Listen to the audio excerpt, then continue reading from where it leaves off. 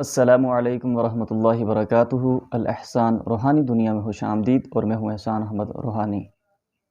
ناظرین کرام، اکثر لوگ ہم سے پوچھتے ہیں کہ رمضان المبارک میں کچھ مخصوص اعمال بتلائیے، کچھ مخصوص وظائف بتلائیے، کچھ اعمال دیجیے، کون سے اعمال ہم رمضان المبارک میں کریں؟ یہ اکثر سوالات ہوتے ہیں۔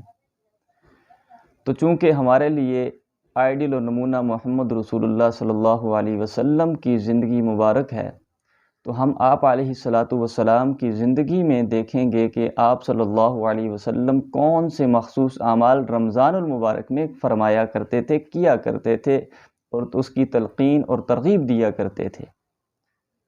تو سامعین محترم، احادیث مبارکہ میں ہمیں آپ علیہ السلام کے اعمال سے متعلق جو ملتا ہے، جو زیادہ اعمال آپ صلی اللہ علیہ وسلم کرتے تھے، وہ 4 اعمال ہیں۔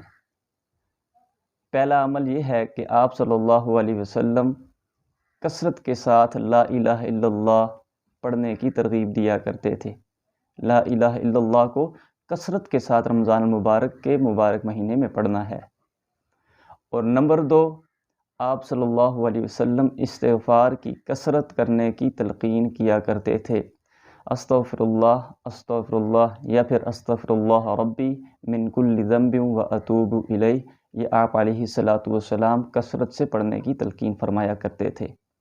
نمبر 3، آپ علیہ السلام جنت کو طلب کرنے کی زیادہ سے زیادہ دعا کرنے کی تلقین فرمایا کرتے تھے۔ اور نمبر 4، آپ صلی اللہ تعالیٰ علیہ وسلم جہنم سے، دوزخ سے پناہ مانگنے کی کثرت کے ساتھ تلقین فرمایا کرتے تھے۔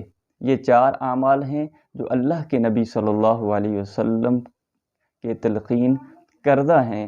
ہمیں ان 4 اعمال سے بڑھ کر کوئی عمل محبوب نہیں۔